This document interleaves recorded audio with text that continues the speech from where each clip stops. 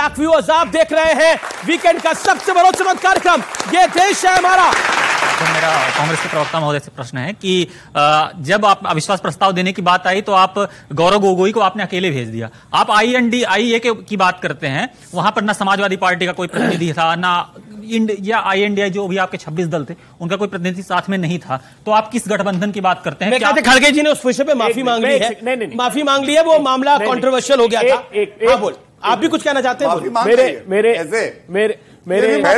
मांग लीजिए। उसको संसदीय कार्यप्रणाली का आपको अंदाज नहीं है। 50 सांसदों के हस्ताक्षर के बगैर अविश्वास का प्रस्ताव नहीं दिया। अरे तो सबसे ले लेते हैं। 50 सांसदों के हस्ताक्षर उसमें है। 50 महुआ जी कुछ तो हुआ होगा क्या आपको लगता है? मैं तो हर मीटिंग में रहती हूँ सुबह में, लेकिन ऐसी कोई बात नहीं हुई थी और कोई विवाद भी नहीं हुआ। पता नहीं ऐसा कैसे आप लोग कह रहे हैं। मैं परिवारवाद पे कुछ बोलना चाहूंगी। अगर परिवारवाद से भाजपा को इतनी नफरत है तो अभी हाल में जिन लोगों को शामिल किया गया उसमें चिराग पासवान भी है, और इसके पहले विक्रमादित्य सिंधिया को भी आपने कांग्रेस से लिया, ज्योतिरादित्य को भी आपने लिया। अच्छा, अब सबसे बड़ी बात, पहले आप कहते थे कि 1 वर्सेस ऑल, अभी आपने भी उसका जिक्र किया। तो फिर आपको क्या जरूरत थी कि जिस दिन बेंगलुरु में हम लोगों की मीटिंग हुई उसी दिन आपने दिल्ली में मीटिंग रखी और आंकड़ा गिनाया कि हमारे साथ 38 पार्टियां हैं? तो ये मुझे समझ में नहीं आता है कि दोहरा मापदंड क्यों है। आप जिस कारण और उसमें 9 तो लोकसभा के चुनाव नहीं लड़ी पार्टियां, 38 में से वही कह रही है, वो 16 पार्टियों का एक भी सांसद नहीं। मैं अब आपको 2 बाइट सुनाना चाहता हूं। पहली बाइट है माननीय अखिलेश जी की और दूसरी बाइट है माननीय प्रधानमंत्री नरेंद्र मोदी की।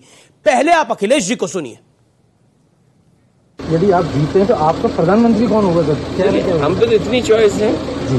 आपको महिला प्रधानमंत्री चाहिए तो महिला प्रधानमंत्री आपको मिलेगी, आपको बुजुर्ग प्रधानमंत्री चाहिए तो बुजुर्ग प्रधानमंत्री मिलेंगे, आपको नए प्रधानमंत्री चाहिए तो नए प्रधानमंत्री बनेंगे। क्या चाहिए आपको बताओ? वैसे नाम बताओ। और बीजेपी में कोई चॉइस नहीं है, सोचो आप आपकी तरफ से। और अब आपको मैं प्रधानमंत्री मोदी की एक बाइट सुनाता हूं। ये बहुत पुराना इंटरव्यू है, प्रसून जोशी ने करा था एक इंटरव्यू लंदन में। आइए देखिए जरा। अगर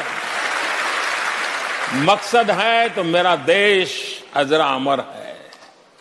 दुनिया याद करे तो मेरे देश को याद करे, मेरे देश के भविष्य को देखें, मेरे देश के लिए दुनिया गर्व से कहें ये एक देश है जो मानव कल्याण का रास्ता दिखा सकता है। विश्व को संकटों से बाहर निकालने का सामर्थ्य इस धरती में है, ये दुनिया को पता चले। मोदी की छवि चमकाने में मुझे इंटरेस्ट नहीं है, हिंदुस्तान की छवि चमकाने के लिए जिंदगी खपाने में मुझे इंटरेस्ट है। एक तरफ प्रधानमंत्री की कई चॉइस है और दूसरी तरफ प्रधानमंत्री कहते हैं मेरी चॉइस है भारत को बेहतर बनाने की। गौरव भाटिया, अखिलेश जी कह रहे हैं प्रधानमंत्री की तो कई सारी चॉइस है, फीमेल चाहिए, मेल चाहिए, बुजुर्ग चाहिए, मतलब इतनी ऑप्शंस वो तो दे रहे हैं। मैं समझाता हूं। This is a very serious discussion, let's not laugh. करीब से भी उन्हें जानता हूं, मैं समझा देता हूं, आम जनता को ऐसे समझ में नहीं आएगा, लेकिन एक बात जरूर कहूंगा, बन जाओ भारत की वॉइस, जनता नहीं मांगेगी कोई और चॉइस। ये है नरेंद्र मोदी जी। और ये क्या कहना चाह रहे थे आपको मालूम है? जब अखिलेश जी ने कहा हमारे पास तो चॉइस है, बीजेपी के पास चॉइस नहीं, उन्होंने कहा महिला चॉइस मांगोगे तो डिंपल यादव जी हैं, अगर आप बुजुर्ग मांगोगे तो रामगोपाल यादव जी है 75 साल के, अगर युवा मांगोगे तो अक्षय यादव है, लेकिन होगा यादव परिवार से ही, और किसी को मौका नहीं देंगे। तो कहना ये बीच में मैं नहीं बोला, आपकी बारी में बोलिए। आशुतोष शर्मा के पास आप अपनी बात को रखिए। उसके अलावा एक बात हुई, इन्होंने परिवारवाद की कर डाली। परिवारवाद की बेड़ियों ने इनको जकड़ रखा है। और आप बताइए, मोदी जी से कह रहे हैं, अगर मैं कहूं मोदी जी की जो माता जी थी स्वर्गीय, अब उन्होंने कभी एसपीजी सुरक्षा नहीं ली होगी, वो कभी ऐसा नहीं है कि जनता के रुपए से अपनी शान शौकत बढ़ाती थी। यहां रॉबर्ट वाड्रा भी एयरपोर्ट जाता था तो उसकी जामा तलाशी नहीं होती थी, क्योंकि वीवीआईपी था, बोर्ड में उसका नाम नीचे लिखा होता था। मोदी जी के पिताजी ने विरासत में उन्हें राजनीति नहीं दी, अथक परिश्रम, ईमानदारी और मेहनत करके उन्होंने दिखाया कि देश का प्रधानमंत्री एक आम नागरिक बन सकता है। इस बात का उदाहरण है मोदी। ठीक है आशुतोष जी, ये जो चॉइस लेकर आ रहे हैं आपकी, महिला भी चॉइस है, बुजुर्ग भी चॉइस है, युवा भी चॉइस है, तो ये सारे चॉइसेस के साथ आप जनता के बीच में जा रहे हैं। नहीं, ठीक है मीर जी, साथी जो हैं कभी हमारे साथ रहा करते थे और शायद इसी एनालिसिस की वजह से आज वो हमारे साथ नहीं है। वो होता है, लोग सोच नहीं पाते हैं, समझ नहीं पाते हैं और इसलिए अपने हिसाब से चले जाते हैं। कोई बात ठीक है, कोई बात नहीं, कोई बात नहीं। अरे बोलने अच्छी लगती है। अब होता क्या है कि अगर किसी को कीचड़ पसंद है तो हमें तो कमल खिलाना है। हमें कोई आशुतोष जी की बात नहीं खिलता है, कीचड़ में ही खिलता है। तभी तो आपको आशुतोष जी की बात, आप रहिए कीचड़ में रहिए, कोई प्रॉब्लम नहीं। देखिए, इस देश के लोकतंत्र इतिहास से हमको सीखना चाहिए। जब सन 77 का इलेक्शन हुआ था, जनता पार्टी बनी थी, तो इस देश में प्रधानमंत्री के बहुत से चेहरे थे। कोई कह रहा था चंद्रशेखर जी। कितने दिन चली थी जनता पार्टी की? देखिए, सरकार लोकतंत्र में इसीलिए चली थी, 18 महीने चली थी, 18 महीने चली थी। और दूसरी पे आई है देवेगौड़ा जी की सरकार कितने महीने चली थी? अब अभी जो आई है आईके गुजराल की सरकार कितने महीने चली थी? सुनिए, तो आप क्या कहना चाहते हैं? की सरकार कितने महीने चली थी? क्या कहना चाहते हैं? गठबंधन की सरकार अच्छी नहीं होती है? मैं सवाल पूछ रहा हूं आपसे। मैं स्वस्थ लोकतंत्र में गठबंधन की, मैं कह रहा हूं मजबूरी का प्रधानमंत्री कितने महीने चलता है बताइए ना। 13 महीने भी चला है और 13 दिन भी चला है इस देश में, ध्यान रखिए। अटल बिहारी वाजपेयी 13 दिन रहा है, ठीक है। तो कहने का मतलब है, जब 77 का चुनाव हुआ था तो चेहरे बहुत थे। कोई मुरारजी भाई को बोल रहा था, कोई बोल रहा था कि ये चंद्रशेखर जी बन सकते हैं, कोई अटल जी का नाम भी ले रहा था। बताइए 3 चेहरे कौन से आपके? हमारे सब चेहरे हैं, हमारे सब चेहरे हैं। यही तो परेशानी है। मैं ऑप्शन देता हूं, अबे भाई आपको ऑप्शन देता हूं।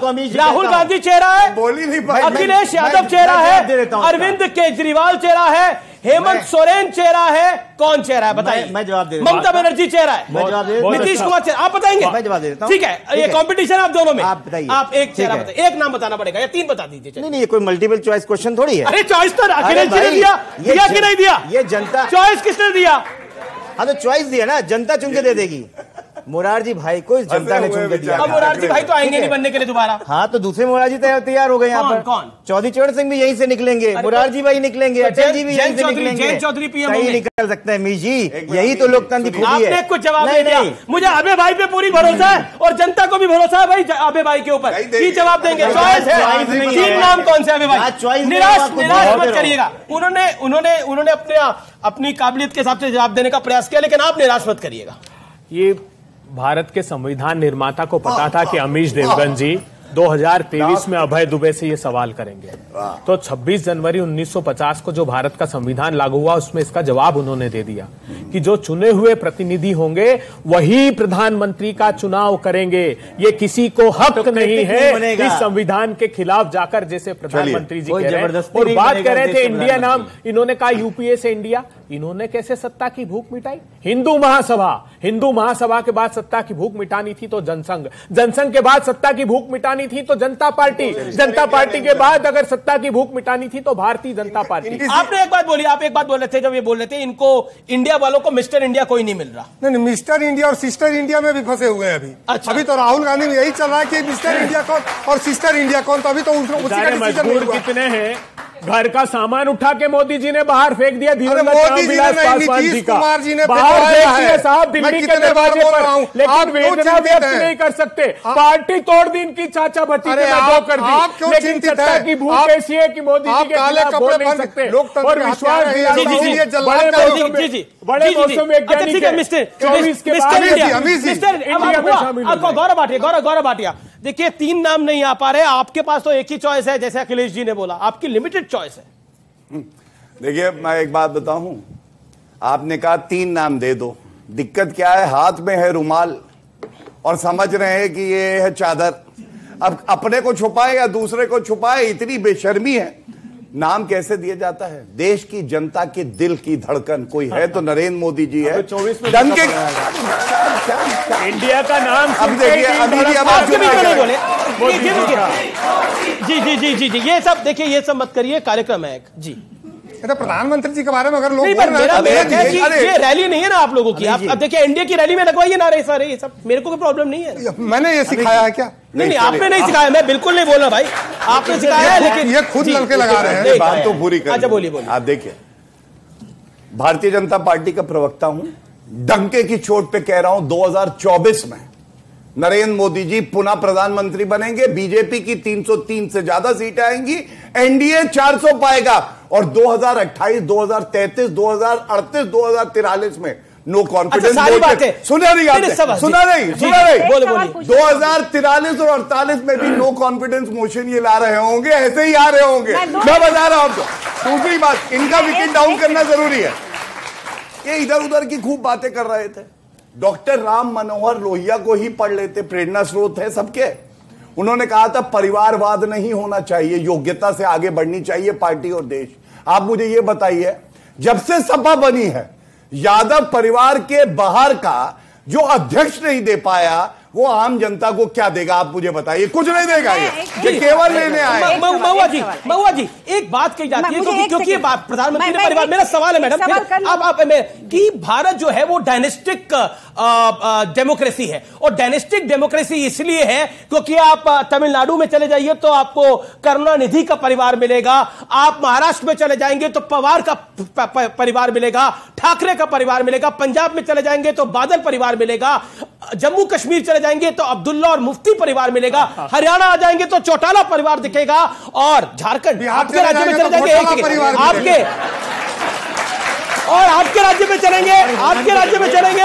आपके राज्य में चलेंगे तो सोरेन परिवार मिलेगा, यूपी में जाएंगे तो मुलायम सिंह यादव का परिवार मिलेगा, बिहार में जाएंगे तो लालू यादव एंड सन्स मिलेंगे, और अगर देश में देखेंगे तो गांधी परिवार दिखेगा। जवाब दीजिए जी। डायनेस्टिक डेमोक्रेसी मैं कहना चाहती हूँ, मान लीजिए किसी के पास अगर परिवार ना हो तो फिर वो क्या करे। और दूसरी बात कि अगर लोगों का मन तो बदलता है, आप जानते हैं हर समय पल पल मन बदलता है। अगर आपकी पार्टी में अगर किसी का मन बदल जाए कि अगली बार मैं नहीं बनूंगा, तो आपके पास दूसरा नाम क्या है? चलिए आपके पास दूसरा नाम है, चॉइस है आप लोगों के पास, कोई चॉइस है तो बताइए। देखिए, सबसे पहले तो इन्होंने कहा कि जिसके पास परिवार ना हो, इनके लिए परिवार ही पार्टी और देश है, और नरेंद्र मोदी जी के लिए पूरा देश ही परिवार है। ये बात ये लोग समझ नहीं पाएंगे। क्या पॉइंट है, बोलिए सर। आपने कहा कि गांधी परिवार नहीं परंपरा है, तो ये परंपरा और कितनी देर तक चलेगी और कितने लंबी चलेगी, ये बता दें सर। जब तक उनमें त्याग की भावना कूट कूट कर भरी है तब तक चलेगी, जब तक देश की जनता स्वीकारेगी तब तक चलेगी। और जहां तक भारतीय जनता पार्टी का प्रश्न है तो परिवारवाद से इनको परहेज नहीं पर है। आपने बोला एक मिनट में बताता हूं, परिवारवाद 10 सेकंड में जवाब। बिल्कुल जी। जम्मू कश्मीर जाते हैं तो मुफ्ती परिवार के साथ सत्ता की भूख मिटाने के लिए गठबंधन करते हैं, महाराष्ट्र जाते हैं तो शिवसेना ठाकरे परिवार के साथ गठबंधन करते हैं, बादल परिवार के साथ पंजाब में गठबंधन करते हैं। अब इनको पीयूष गोयल जी के पिताजी कौन थे पूछ लीजिए, धर्मेंद्र प्रधान जी के पिताजी कौन थे पूछ लीजिए, पंकज सिंह जी जिनके पिताजी राजनाथ सिंह जी है कौन पूछ लीजिए, सिंधिया परिवार पूरा का पूरा उन्हें पूछ लीजिए। लंबी परिवार की परंपरा इनकी भी है। प्रधानमंत्री जी डरे हुए हैं, डर इसलिए है क्योंकि जब सारे अपोजिशन के लोग एक साथ समय नहीं है मेरे पास। गौरव भाटिया 5 सेकंड। जी। विरासत में गद्दी मिल सकती है, बुद्धि नहीं मिल सकती। अरे तो ये इनका सुनिए, अभी बता रहा मुख्यमंत्री बनने के पहले मोदी जी पार्षद थे क्या बताओ? आपके बीच में बोले वो आपके बने एक लाइन में विचारों का मैं तो लोकसभा और राज्यसभा को टीवी पे देखता हूं, आप लोग तो बिल्कुल सामने आज सब कुछ कर रहे हैं। लेकिन आप 10 सेकंड। मैं 8 लेता हूं मैं। देखिए, सबसे बड़ा इसका प्रमाण ये है, 40 चुनाव हरा दिए राहुल गांधी ने, लेकिन अभी भी डंका पीट रहे उसका। 60 साल आपको इसीलिए नहीं पूछा। प्रियंका वाड्रा गांधी, आपको मालूम है, लड़की हूँ, लड़ सकती हूँ, यूपी में झंडा 2 सीटें आई तो। भैया लाल टी शर्ट वाला आ गया है, ला खड़े हो जाओ। क्या सवाल लाए हो भाई? लाल अबे जी टेंशन में आ गए आपको देखकर। लाल है मामला, आपका पॉइंट क्या, बोलिए। ये कह रहे हैं संविधान के लिए पढ़ाई की जरूरत नहीं होती है, तो ये मोदी जी की डिग्री क्यों भीख मांगते रहते हैं हमेशा? कह रहे संविधान के लिए पढ़ाई की जरूरत होती है, मोदी जी की डिग्री क्यों भीख मांगते रहते? नहीं ना, अबे चलिए, मेरी मान्यता है कि लोक विद्या का भी महत्व है इस देश में। बहुत अच्छी बात है, बहुत अच्छी बात है। और व्यूअर्स, अब बात एक ऐसी खबर की, एक ऐसी लत की जो कि एडिक्शन बन रही है, जिसके बारे में सुन लेने भर से इंसानियत पर से भरोसा आपका उठ जाएगा। आपने शराब की लत सुनी होगी, सिगरेट की लत सुनी होगी, चाय कॉफी की लत के बारे में सुना होगा, आपने ऑनलाइन गेम्स की लत के बारे में भी जरूर सुना होगा या फिर कहीं पढ़ा होगा। इन गेम्स की वजह से मानसिक और शारीरिक तौर पर बीमार हुए बच्चों की खबरें भी आपने देखी, पढ़ी और समझी होंगी। आपने रील्स वाली लत के बारे में भी जरूर सुना होगा। और इन रील्स के लिए लोगों को खतरनाक जोखिम मोल लेते हुए, स्टंट करते हुए आपने देखा होगा। आपने ऐसी खबरें भी देखी होंगी कि रील्स बनाने के चक्कर में लोगों की जान तक चली गई। जान जाए लेकिन रील ना जाए। लेकिन अब जो खबर मैं आपको बताने जा रहा हूं व्यूअर्स, और खासतौर पर युवाओं आपको, वो आपको हैरान, परेशान और होश उड़ा देगी। क्योंकि महंगे शौक और दिखावे की लत अब लोगों को मानसिक तौर पर दिवालिया कर रही है, बीमार कर रही है, एडिक्ट कर रही है। आपने अक्सर लोगों को मजाक में कहते सुना होगा कि क्या आईफोन के लिए अपनी किडनी बेच दोगे क्या? यह एक तरह का व्यंग है जिसे सुनकर अंदाजा हो जाता है कि आईफोन की कीमत काफी ज्यादा है, काफी महंगा है। लेकिन आईफोन की सनक और रील्स की से फील गुड वाली चाह में एक मां बाप को शैतान बना दिया। खबर पश्चिम बंगाल के उत्तर 24 परगना की है। वहां एक माता पिता ने अपने 8 महीने के बच्चे का इसलिए सौदा कर दिया, इसलिए बेच दिया क्योंकि उन्हें आईफोन खरीदना था। और इसके लिए उन्होंने अपने 8 महीने के बच्चे का सौदा कर दिया।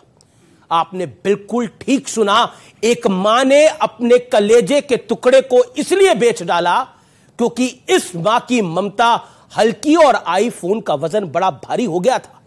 मां दुर्गे की आरती में मां के लिए कहा गया है कि मां बेटे का इस जग में है बड़ा ही निर्मल नाता, पूत कपूत सुने है पर ना माता सुनी कुमाता। लेकिन कलयुग की यह धरती, कलयुग का यह दौर शायद बच्चों को बेचने वाली मां के लिए दिखावा ज्यादा जरूरी बन गया था। बहरहाल इस खबर को जब मैं बता रहा हूं, मेरी आंखें भी नम हैं। लेकिन इन्होंने आईफोन खरीदा और घूम घूम कर खूब रील्स भी बनाई। हालांकि अब पुलिस ने बच्चे को बेचने और खरीदने वाली दोनों महिलाओं को अरेस्ट कर लिया है, गिरफ्तार कर लिया है। लेकिन फैक्ट यह है कि इस बच्चे का पिता पहले भी अपनी 7 साल की बेटी को बेचने की कोशिश कर चुका है, लेकिन तब वो कामयाब नहीं हुआ था। लेकिन जरा सोचकर देखिए, दिखावे वाला भूत, स्टेटस का हवा हमारे दिमाग पर किस कदर हावी होता जा रहा है कि जिन बच्चों के लिए मन्नतें मांगी जाती हैं, दुआएं मांगी जाती हैं, उन्हें बेरहमी से कैसे कोई बेच सकता है, वो भी सिर्फ एक फोन के लिए। आखिर हम किस और बढ़ रहे हैं?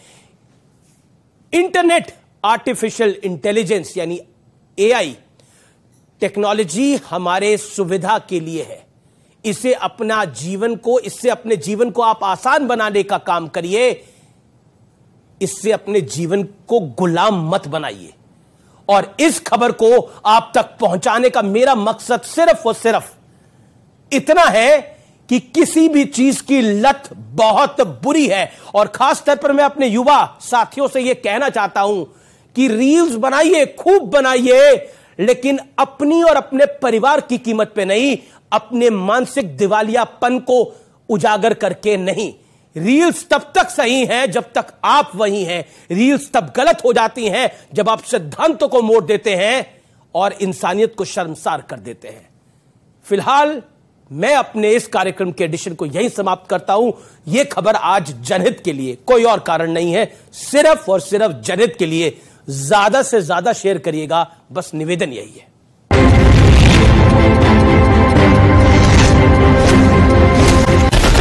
एक तरफ मोदी की गारंटी है, दूसरी तरफ विपक्ष कह रहा है कि हम सब साथ आएंगे तो मोदी निपट जाएंगे। आज देखे जरा, आज ये देश है हमारा, इसी विषय पर साहब दिल्ली के दरवाजे पर लेकिन नहीं कर सकते, पार्टी तोड़ दी इनकी चाचा भतीजे। झूठ मत बोलिए, ध्यान दिया, आप चुप हो जाइए। वो महिला है, सक्षम है, आपसे ज्यादा सक्षम है। अरे इधर आइए, महिलाओं के खिलाफ ये आपके पास भी है डेटा, क्या छुपाते हो आप? हत्या और बलात्कार उत्तर प्रदेश में। आप देख रहे हैं ये देश है हमारा, अमीश देवगन के साथ। नमस्कार व्यूअर्स, मैं हूं अमीश देवगन और आप देख रहे हैं वीकेंड का सबसे बड़ा चमक कार्यक्रम ये देश है हमारा। इस पूरे हफ्ते सियासत में रेड सिग्नल का दौर रहा। मणिपुर के मुद्दे पर संसद जाम यानी ठप थी। राजस्थान में लाल डायरी पर सियासी संग्राम था, शोर जारी था। तो बिहार में बिजली मांगने वाली जनता को नीतीश कुमार ने की पुलिस ने खून से लाल कर दिया। लेकिन पहले बात संसद के मॉनसून सत्र की 7 दिन पूरे हो चुके हैं, लेकिन काम शायद 7 घंटे भी नहीं हुआ। तो एक और विपक्ष ने सरकार पर ब्रह्मास्त्र चलते हुए नो कॉन्फिडेंस मोशन का दांव चल दिया है और साथ ही काले कपड़ों में प्रदर्शन तक कर डाला है। सियासत में काले रंग का तड़का भी लग गया है, यानी सियासत का रेड लेबल और ब्लैक लेबल हो रहा है। लेकिन दूसरी तरफ समूचे विपक्ष को ललकारते हुए प्रधानमंत्री मोदी राजस्थान वाली लाल डायरी के बहाने भ्रष्टाचार तंत्र और परिवार तंत्र का मुद्दा लेकर जनता के बीच चले गए हैं और आजाद भारत में पहली बार क्विट इंडिया का नारा लगा डाला है और कहा है कि भ्रष्टाचार क्विट इंडिया, परिवारवाद क्विट इंडिया। लेकिन इसी बीच INDIA यानी उस वाले गठबंधन वाले कुछ पार्टनर्स के कारनामे सामने आए हैं, जिनमें कोई हिंदुओं को मंदिर के सामने फांसी देने की बात कर रहा है, तो कोई हिंदुओं की आस्था से जुड़े बद्री विशाल के धाम पर सवाल उठा रहा है। कह रहा है वो धाम तो बाद में बना। तो आज इन तमाम मुद्दों पर होगी देश की सबसे बड़ी बहस। अखिलेश यादव कह रहे हैं हमारे पास 1 नहीं 2 नहीं 4 पीएम कैंडिडेट हैं, लेकिन बीजेपी कह रही है कि हमारे पास मोदी की गारंटी है। देखे जरा आज ये देश है हमारा। इसी विषय पर मेरा आपसे आग्रह है जी, उत्तर सभापति उसी दिन चर्चा शुरू हो गई थी, आज क्यों ऐसे देर हो रहे हैं सर? ये सर आप जब भी डिसाइड करेंगे हम तो तैयार है सर। भ्रष्टाचार क्विट इंडिया, भ्रष्टाचार छोड़ो इंडिया। इस पूरे हफ्ते धुआंधार सियासी दौर रहा। कहीं मणिपुर पर शोर तो कहीं लाल डायरी पर जोर रहा। प्राइम मिनिस्टर इधर हाउस चल रहा है और हम डिमांड कर रहे हैं वो खुद आके एक स्टेटमेंट देने के लिए पूछ रहे हैं तो दे रहे नहीं, और उधर जाके राजस्थान में भाषण कर रहे हैं। क्या यहाँ आधा घंटा आके आप अपना स्टेटमेंट देकर जा नहीं सकते? कहते हैं इस लाल डायरी में कांग्रेस सरकार के काले कारनामे दर्ज है कि लाल डायरी के पन्ने खुले तो अच्छे अच्छे निपट जाएंगे। महात्मा गांधी ने नारा दिया था क्विट इंडिया, वैसे ही आज का मंत्र है परिवारवाद छोड़ो इंडिया। इस बीच पीएम मोदी ने देश को एक गारंटी भी दी। तीसरे टर्म में पहली 3 इकोनॉमी में गर्व के साथ हिंदुस्तान खड़ा होगा दोस्तों, और ये मोदी की गारंटी है। लेकिन इस सियासी शोर के बीच इंडिया गठबंधन वाले पार्टनर्स के कारनामे भी देख लीजिए। नंबर 1 पर हैं समाजवादी पार्टी के स्वामी प्रसाद मौर्य, जो रामचरितमानस के बाद अब बद्रीनाथ धाम पर सवाल उठा रहे हैं। बद्रीनाथ धाम 8वीं शताब्दी तक बौद्ध मठ था, बौद्ध धर्म स्थल था। तो स्वाभाविक रूप से जब बौद्ध मठ पहले था और आज बद्रीनाथ धाम हिंदू तीर्थ स्थल है, तो बौद्ध मठ को ही तहस नहस करके बनाया गया ना।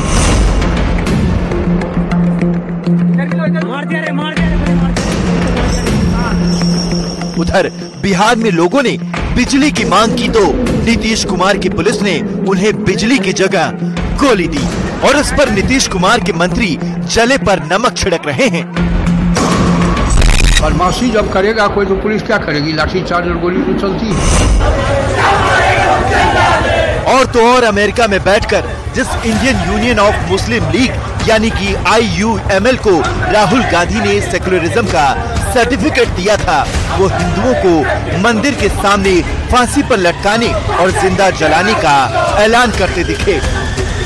राहुल गांधी जी और बच्चे में कोई फर्क नहीं है, वो एक बच्चे हैं। संसद में जब से उनकी सदस्यता गई है, संसद नहीं आ रहे हैं, तो लोकसभा पूरा सुना सुना लगता है। जैसे हमारे आपके बच्चे होते हैं, घर आप जाते हैं तो बच्चों के कारण जो है वो हंसी खुशी किलकारी जो है गूंजती रहती है, क्योंकि बच्चे को बुद्धि तो होती नहीं। तो आज जनता के बीच इन तमाम मुद्दों पर होगी देश की सबसे बड़ी बहस। तो आज आप सबका अभिनंदन है इस कार्यक्रम में, और मेरे साथ बात करने के लिए मौजूद है गौरव भाटिया, प्रवक्ता और सुप्रीम कोर्ट के जाने माने एडवोकेट, भारतीय जनता पार्टी के प्रवक्ता, उनका जोरदार तालियों से अभिनंदन है। अभय दुबे, कांग्रेस पार्टी के प्रवक्ता, और उनका जोरदार तालियों के साथ अभिनंदन है। आशुतोष वर्मा, प्रवक्ता समाजवादी पार्टी के, उनका जोरदार तालियों के साथ अभिनंदन है। मेरे साथ महुआ बाजी है, सांसद है जेएमएम की, उनका जोरदार तालियों के साथ अभिनंदन करिए। पहली बार हमारे स्टूडियो आई हैं। मेरे साथ धीरेन्द्र हैं जो कि प्रवक्ता है एलजेपी के, उनका जोरदार तालियों के साथ अभिनंदन है। और जनता जनार्दन, आपका अभिनंदन है।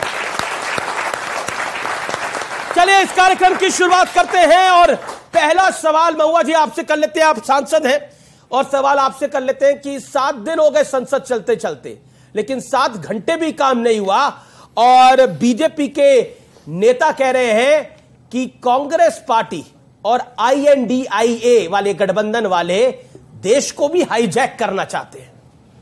सबसे पहले मैं नमस्कार करती हूं, और ये कहना चाहूंगी कि पिछले सत्र में भी हम लोगों ने देखा कि सत्ता पक्ष ने ही नहीं चाहा कि सदन चले। राहुल गांधी माफी मांगो का नारा लगाते रह गए। ये पहली बार इतिहास में हुआ कि सत्ता पक्ष ने ऐसा प्रयास किया कि सदन ना चले। इस बार भी एक छोटी सी जिद को लेकर सत्ता पक्ष ने यह प्रयास किया, बिल्कुल प्रयास किया। इस बार आप देख रहे होंगे कि सिर्फ इतनी मांग है टीम इंडिया की कि माननीय प्रधानमंत्री जी आए और मणिपुर पर 2 शब्द कहें। क्या ये नहीं माना जा सकता है? ऐसा क्या मांग कर लिया विपक्ष ने? और इसी पर 267 के जो नोटिसेस लगातार आ रहे हैं, 50 से ज्यादा, 47, 46 डेली आ रहे हैं, इसके बावजूद आप उस पर बात नहीं कर रहे हैं। नो कॉन्फिडेंस मोशन ले आए हैं, बिल्कुल आए हैं, लेकिन डेट अभी तक फाइनल नहीं हुआ। बात आ जाएगी तो बात खत्म हो जाएगी। फिर लोकसभा स्पीकर ने एक्सेप्ट कर लिया तो डेट भी फाइनल हो जाएगा। धीरेन्द्र सिंह जी, मैं आपके पास आता हूं, और बड़ा स्पष्ट सवाल है।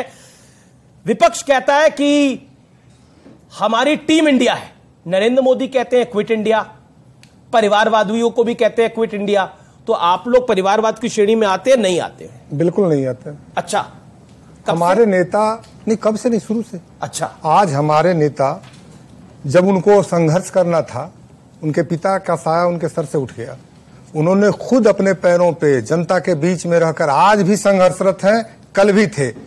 देखिए, पुत्र होना, किसी बड़े लोगों के, बड़े नेता का होना, ये उनका सौभाग्य हो सकता है, लेकिन आज जिस जगह पे बिहार में राजनीति में वो खड़े हैं, देश की राजनीति में दलितों के एक नेता के रूप में स्थापित खुद को किया है, ये खुद के संघर्ष से ही संभव है। किसी परिवार, लेकिन विपक्ष कह रहा है आप देखिए जरा किसमें कितना है दम। किसमें दम दिखाना है? ये आई डॉट वाले को बोल रहे हैं क्या? आई डॉट पूरा नाम क्यों नहीं ले रहे आप लोग? मुझे डाउट है ना। I doubt, an doubt, the doubt, ये संदेहास्पद जो गठबंधन बना है ना जी, ये संदेह का गठबंधन है। संदेह का गठबंधन, एक दूसरे को क्या उसको बोलते हैं, संदेह से देखते हैं, किसी पर किसी को भरोसा नहीं है, एक दूसरे को ये लोग हर हालत में तोड़ना चाहते हैं। और कांग्रेस को तो आप पुराना जान रहे हैं, ये देश को भी बर्बाद किया है, छोटी पार्टियों को भी बर्बाद की है, और खुद को भी अब बर्बाद करने पर लगे हुए हैं। कांग्रेस को राहुल गांधी को चाह रही है कांग्रेस महात्मा गांधी बनाना। गांधी गांधी होना कॉमन हो सकता है, लेकिन राहुल और महात्मा दोनों में बहुत बड़ा फर्क है। जी, मैं आपके पास वापस आऊंगा, लेकिन अब आशुतोष जी और फिर बीजेपी कांग्रेस के पास मैं जाता हूं। आशुतोष जी, आपके एक नेता हैं स्वामी प्रसाद मौर्य जी, मतलब उन्होंने क्या सुपारी ली रखी है आप लोगों को निपटाने की? पहले वो रामचरितमानस को माफ करिए मेरे शब्दों को, लेकिन पहले वो रामचरितमानस को लेकर अब शब्द कह रहे थे, अब वो बद्री विशाल के बारे में बोल रहे हैं। विष्णु का धाम, सृष्टि का रचयिता, बद्री विशाल के बारे में वो बोल रहे हैं कि वो धाम दूसरा धाम था। क्यों? और उनको प्रमोशन पे प्रमोशन दे रहे हैं। अब क्या राष्ट्रीय अध्यक्ष बनाएंगे उनको? क्या पहली बार बोला था तो महासचिव बना दिया था आप लोगों ने? देखिए, डेमोक्रेसी है समाजवादी पार्टी की, हमारे वहां कोई भी व्यक्ति बोल सकता है, उसमें कोई राष्ट्रीय अध्यक्ष बनने का चाहे वो है नहीं है। आप बस जिस संदर्भ में बात की गई है संदर्भ था कि क्या ज्ञानव्यापी में ये सर्वे होना चाहिए, क्या वो चुना चाहिए। वो बार बार कहते हैं कि मूलभूत जो मुद्दे हैं उन पर बात क्यों नहीं करते हो।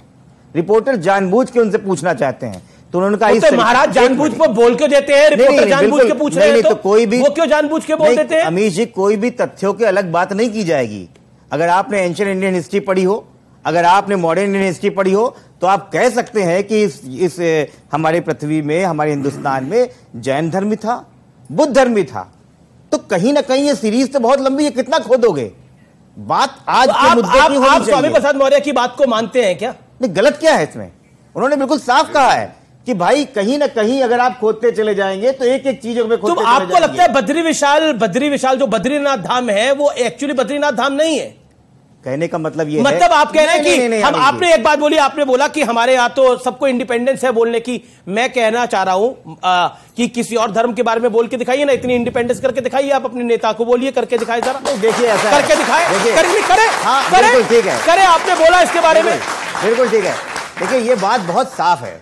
अगर आप वास्तविकताओं से जाएंगे, देखिए इमोशन से आप कहीं भी खेल सकते हैं, वास्तविकताओं में जाएंगे तो इतिहास में हर समय सर्वे क्यों हो रहा है? आज ज्ञानव्यापी का सर्वे क्यों कर रहे हैं आप कह दीजिए ये तो है ही है। कुछ कहूं, मुझे कहने का मतलब ये है कि अगर सर्वे हो रहा है तो वहां साइंटिफिक बात हो रही है। अगर साइंटिफिक बात हो रही है तो कहीं ना कहीं इतिहास को लेकर आर्कियोलॉजिकल सर्वे ऑफ इंडिया काम करता है। उन्होंने उसी की बात कही। परेशानी यह है कि हम बात करना चाहते हैं बेरोजगारी की, हम बात करना चाहते हैं महंगाई की, हम बात करना चाहते हैं मणिपुर की, आप बात लेके आते हैं ज्ञानवापी की, आप बात करना चाहते हैं केदारनाथ की। हम यही कहते हैं कि जो देश की 22वीं सदी के लोग हैं, जो यहाँ का एम्प्लॉयमेंट है, युवा है, वो क्या चाहता है? हम क्या चाह रहे हैं संसद में कि प्रधानमंत्री राजस्थान में बोले, लेकिन ठीक है, बहुत सही बात, लेकिन मणिपुर पे बोलने में क्या परेशानी? आपने बिल्कुल सही बात बोली। हम देश के युवा की बात करना चाहते हैं, 22वीं सदी की बात करना चाहते हैं, लेकिन व्यूअर्स, कोई इमारत खड़ी होती है, उसकी जड़ें अगर कमजोर होती हैं तो वो इमारत जितनी ऊंची बना लो, चाहे 1000 मंजिला बना लो, उसका ढहना तय है। जिस व्यक्ति की जड़ें मजबूत नहीं है वो व्यक्ति ढहना तय है। ऐसे ही संस्कृति है, ऐसे ही देश है और ऐसे ही समाज है। जो समाज अपनी जड़ों को खोखला कर देता है वो समाज आज गिरा, कल गिरा, परसों गिरा। मैं आपकी बात आता हूं, ये तो मुद्दों की बात करना चाहते हैं, लेकिन ये सब लोग आपके साथ मिले हुए हैं जी। देखिए ऐसा है, बड़ी विचित्र बात हुई। जिन पार्टियों पे जनता का कोई विश्वास नहीं है वो अविश्वास ला रहे हैं उस व्यक्ति के खिलाफ जिस पे जनता का विश्वास है जी। ऐसा अविश्वास प्रस्ताव क्या होगा? ये गिरेगा ही नहीं, ये दफनाया जाएगा। और साथ में लिख लीजिए अमीर जी, जो थोड़ी बहुत इज्जत बची है इनकी वो भी दफन हो जाएगी, क्योंकि जनता देख रही है। दूसरी बात मैं आपको बताता हूं। एक तरफ ये लोग कहते हैं कि हम चर्चा करना चाहते हैं, दूसरी तरफ अभी आपने सुना किस तरह से हिंदुओं की भावनाओं को कुचल दो, मिक्सी में डालो, मिक्स कर दो, फलूदा बना दो, कोई दिक्कत नहीं है, हम सेक्युलर है, सेक्युलर। आपने बहुत सही बात कही। एक शब्द मुसलमानों के खिलाफ म बोल के दिखा दे तो मैं अपना नाम बदल दूंगा, नहीं बोल पाएंगे। और ये जो वायरस है, हिंदू नफरत का वायरस, ये आया कहां से, मैं याद दिला देता हूं। एक बात बताइए, ये सवाल मैं आपसे पूछ रहा हूं, ये स्वामी प्रसाद मौर्य आपके साथ थे और इनके पास चले गए हैं, क्या आप लोगों ने जबरदस्ती भेजा है इनके पास? मतलब जब से गए इनका काम खराब कर रहे हैं वो? अब आपकी चले अमीर जी, आप तो कहे राहुल गांधी को भी आप भी ट्रेनिंग दे के वहां बुलवा रहे हैं, ऐसा है नहीं। देखिए मैं बताऊं, अखिलेश यादव की खुद की सोच देखिए। अखिलेश यादव ने कहा रोड पे जाओ, कहीं भी पत्थर रखो, मंदिर बन जाता है, ऐसे हैं हिंदू। हिम्मत है यही बात किसी और धर्म के लिए कह दे? नहीं कह पाएंगे। और स्वर्गीय मुलायम सिंह यादव जी ने क्या कहा था, अगर और कार सेवकों पे गोली चलानी पड़े तो मैं चला देता, क्योंकि हिंदू है। बात आज क्या है, अगर आप चर्चा करना चाहते हैं मणिपुर पे, मैं पत्र लेके आया हूं। देखिए ये मल्लिकार्जुन खड़गे जी का पत्र हो, नीचे अमित शाह जी का। अमित शाह जी ने क्या कहा, बहुत महत्वपूर्ण है। उन्होंने कहा रचनात्मक चर्चा होनी चाहिए, जी। दलगत राजनीति से ऊपर उठो, और मैं विनती करता हूं। और आपको मालूम है खड़गे जी ने क्या कहा इस चिट्ठी में? उन्होंने कहा पहले प्रधानमंत्री जवाब दे, उसके बाद चर्चा होगी। आप बताइए, जो हमारी संसदीय प्रणाली है, आप पहले चर्चा करेंगे, सुझाव देंगे, आलोचना करेंगे, आप बताएंगे क्या कमी है, लेकिन आप चाहते पहले प्रधानमंत्री ये क्या दिखाता है? ये दिखाता है कि ये महाठगबंधन है, इनको कांग्रेस नहीं पता ये क्या जरूरी है। आप कांग्रेस पार्टी एक बात पे रही हुई है कि संसद के अंदर जब तक मोदी नहीं बोलेंगे तब तक काम नहीं बनेगा। मैं एक हिस्ट्री लेकर आया हूं। मणिपुर हिंसा का इतिहास बड़ा पुराना है। 1993 की मैं बात करता हूं। हिंसा हुई थी और 1993 अप्रैल से 1993 दिसंबर तक हुई थी। गृह मंत्रालय का डाटा आप जाके सर्च कर सकते हैं। अच्छा, एक सेकंड। और राजेश पायलट तब गृह राज्य मंत्री थे, उन्होंने जवाब दिया था। और राजेश पायलट मणिपुर भी गए थे, 3.5 घंटे के लिए गए थे। मैं पूरी आइटनरी उनके लेकर आया। कैबिनेट मिनिस्टर नहीं थे, एमओएस होम थे वो, और वो 3.5 घंटे के लिए मणिपुर गए थे। और उन 3.5 घंटों में उन्होंने 2 घंटे एयरपोर्ट में बिताए थे, 1 घंटा लंच किया था और आधा घंटा क्या किया था मेरी जानकारी में नहीं है। पॉइंट नंबर 2 जो कि बहुत महत्वपूर्ण है, आप इस मामले पे चाहते हैं कि देश के प्रधानमंत्री बोले। क्या आपको लगता नहीं है कि कांग्रेस पार्टी जिस तरह से बीता इतिहास है 1993 से लेकर उसके बाद का, क्या आपको लगता नहीं है सवालों के घेरे में आप भी हैं? अमीश देवगन जी, इन सारी बातों से भारतीय जनता पार्टी की सरकार के इन पापों पर पर्दा नहीं डाला जा सकता। 80 दिन से अधिक हो गए हैं। आइए मणिपुर की गलियों में ले चलता हूं मैं आपको। सुनिए उसकी वेदना, उसकी पीड़ा और उसके ताप को। चीख निकली थी मगर होठों में दब कर रह गई, छटपटाई निर्वस्त्र वो, तड़पी और ढह गई। प्रधानमंत्री जी, 80 दिनों से हम प्रतीक्षा कर रहे हैं। मेरे देश के प्रधानमंत्री जी के पास समय है कि वो अमेरिका की संसद को संबोधित करें। और भारतीय जनता पार्टी के प्रवक्ता कहते हैं, देखिए 56 इंची सीनाएं अमेरिका की संसद को संबोधित करते हैं। हमें भी गर्व होता है प्रधानमंत्री जी, लेकिन आपके पास वक्त नहीं है मणिपुर की पीड़ा पर भारत की संसद में विचार व्यक्त करने का। आप बगैर समय के निर्धारित किए हुए अगर नवाज शरीफ को पाकिस्तान जाकर गले लगा सकते हैं, फ्रांस के मैक्रोन को गले लगा सकते हैं, तो मणिपुर के नागरिकों को गले लगाने का समय नहीं है।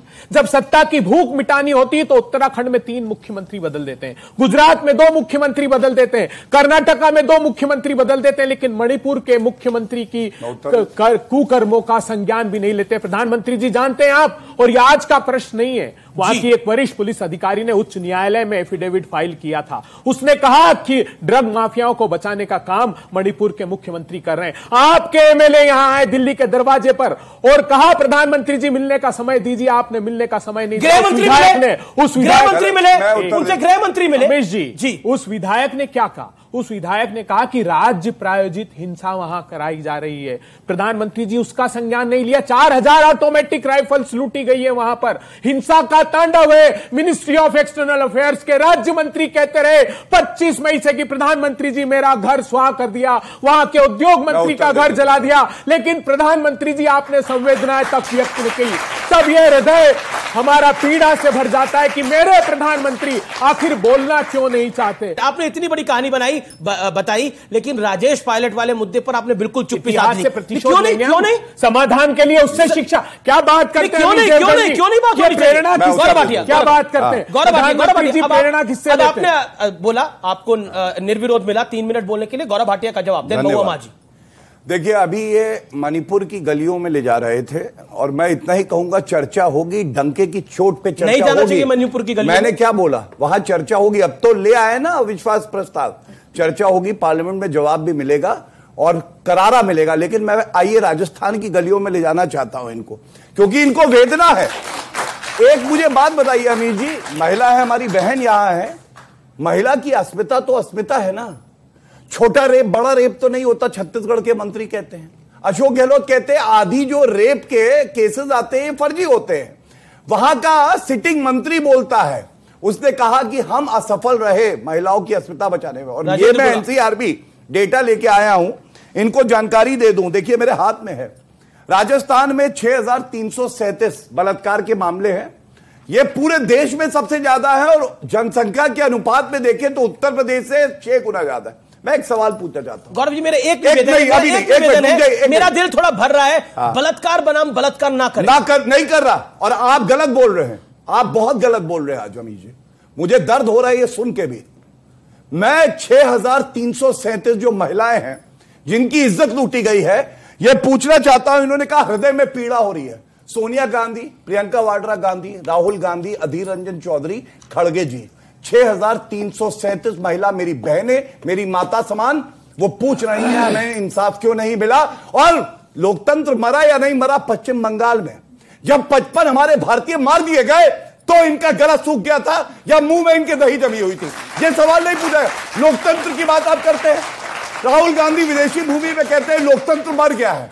अगर भारत का लोकतंत्र मर गया है तो आज ये जो आए 4 बिंदु हैं महागठबंधन के, ये क्या कर रहे हैं? लोकतंत्र तो मर चुका है। और अंत करूंगा एक बात कह के, ये जो राहुल गांधी ने सर्टिफिकेट दिया था IUML को, IUML इनके नाम में भी आई इंडिया का ही है, लेकिन हिंदुओं को काटने की बात करते हैं। मैं पूछना चाहता हूं लोकतंत्र मरता है या नहीं मरता है? राहुल गांधी अपना सर्टिफिकेट सेक्युलर का वापस लेंगे या नहीं? ये हमारी वेदना और इसमें कोई चर्चा नहीं करेगा। जी मैं एक महुआ माझी के पास जा रहा हूं, फिर आपके पास आता हूं। महुआ माझी, देखिए दो चीजें हैं बहुत महत्वपूर्ण। एक, आपका गठबंधन है, आप कह रहे हैं हम साथ साथ हैं, तो मीठा मीठा गपगप और कड़वा कड़वा थूथू नहीं हो सकता, क्योंकि बिहार के अंदर इन्हीं लोगों का खून बहाया जा रहा है। आपके सामने है आपका एक alliance partner Samajwadi Party Badri Vishal के बारे में क्या कह रहा है, आपका एक पार्टनर IUML क्या कह रहा है हिंदुओं के बारे में, इससे कैसे बचेगा? और वैसे आप कह रहे हैं कि जो लोकतंत्र है वो समाप्त हो रहा है, काले कपड़े डाल के आ रहे हैं। पहली बात तो मैं ये कहूंगी कि हमारी पार्टी सेक्युलर पार्टी है, ये धर्म पर राजनीति नहीं करती। और दूसरी बात कि इतने संवेदनशील मामला में जब महिलाओं को इस तरह से प्रताड़ित किया जा रहा है, जो वीडियो सामने आए हैं वो देखने लायक नहीं है। ऐसे में जो हमारी महिला और बाल कल्याण मंत्री हैं, वो उन्होंने क्यों नहीं कोई ऐसा बयान दिया? क्यों नहीं वो इस पर मुखर हुई? गलत बोल रही है, झूठ बोल रही है। बयान दिया, चलाइए अमीर जी। सुनिए, वो हर झूठ मत बोलिए, बयान दिया। आप चुप हो जाइए, वो महिला है, सक्षम है, आपसे ज्यादा सक्षम है, उसे बोलने दीजिए। आप बताइए, स्मृति ईरानी जी ने बयान दिया, आपने बोला बयान दिया है, बस बोलने तो दीजिए। क्यों बयान दिया है? बयान दिया है। हर महिला लेटर मेकर पॉइंट सक्रिय जितना मुखर होना चाहिए था, उनको अविलंब जाना चाहिए था उस वीडियो के वायरल होने के बाद मणिपुर, और जाकर उनको उस पर खड़े होने चाहिए था उनके साथ। नेशनल विमेंस कमीशन को भी जाना चाहिए था। ये दोनों ही क्यों साइलेंट है, ये एक बड़ा सवाल है। आपने बोला स्मृति ईरानी को जाना चाहिए था, लेकिन मैं एक फैक्ट लेकर आया हूं। और गृह राज्य मंत्री नित्यानंद राय 25 मई से 17 जून तक, डेट नोट करिए, 25 मई से 17 जून तक वो मणिपुर में ही थे, और देश के गृह मंत्री 3 दिन मणिपुर में थे।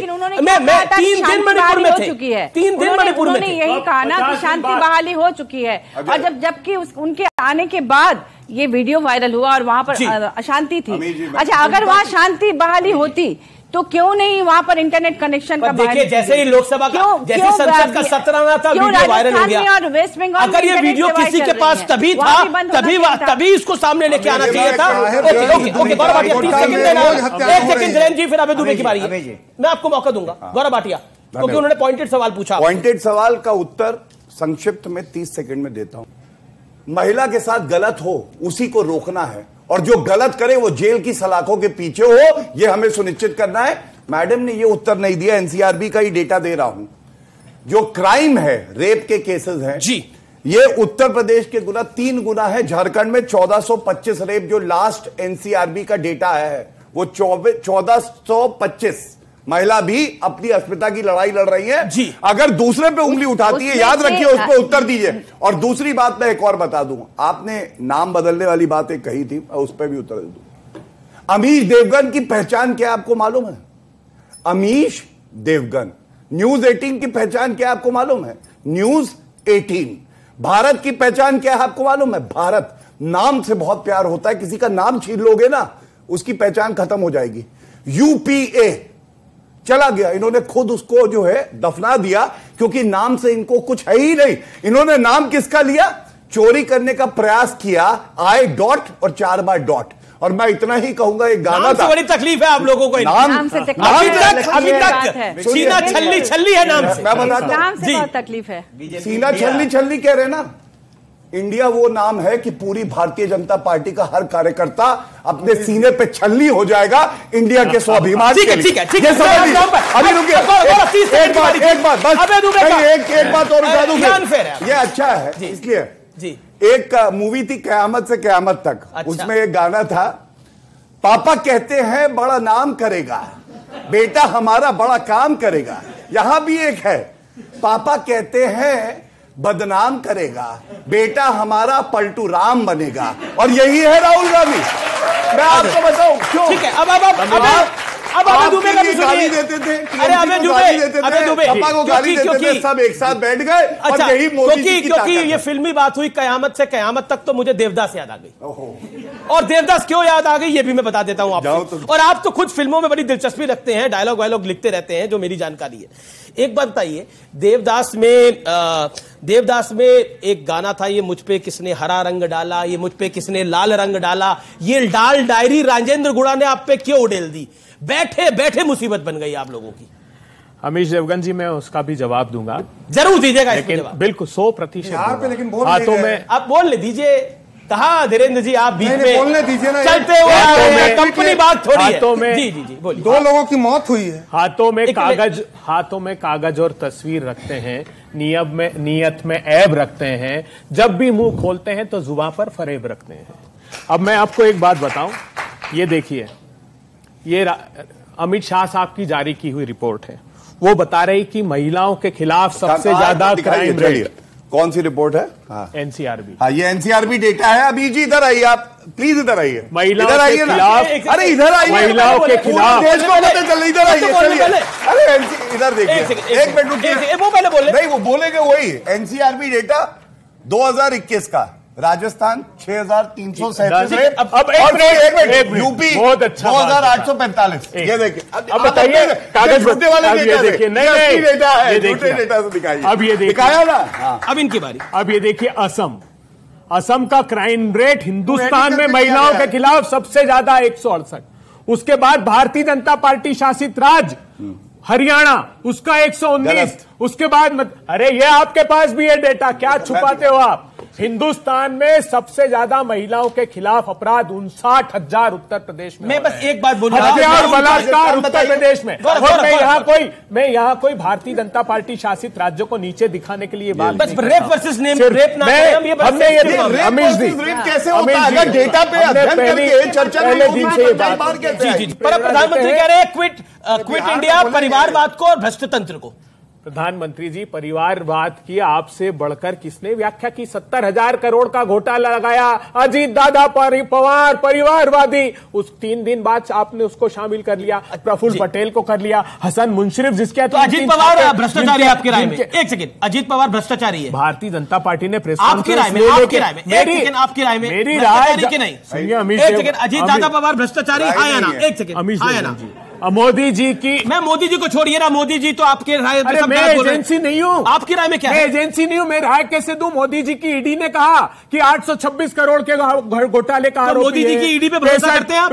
नहीं, कोर्ट, उन्होंने तो कोर्ट में दिया। तो सोनिया गांधी और राहुल गांधी भ्रष्टाचारी हैं। अरे भ्रष्टाचार में डूबे हो आप, भ्रष्टाचार में तो ये डूबे हैं। तो ऑडियंस के बीच में देख रहे हैं आप, ये देश है हमारा, लेकिन रुकेंगे एक अंतराल के लिए, लेकिन अंतराल के उस पार जनता पूछेगी सवाल, नेता देंगे जवाब। एक ब्रेक के बाद, अंतराल के बाद। नहीं, मिस्टर इंडिया और सिस्टर इंडिया में भी फंसे हुए हैं अभी। अच्छा, अभी तो घर का सामान उठा के मोदी जी ने बाहर फेंक दिया। मोदी जी ने नीतीश कुमार जी ने साहब दिल्ली के दरवाजे पर, लेकिन वेदना व्यक्त नहीं कर सकते। पार्टी तोड़ दी इनकी। भैया लाल टी शर्ट वाला आ गया, खड़ा हो जाओ, क्या सवाल लाए हो भाई? लाल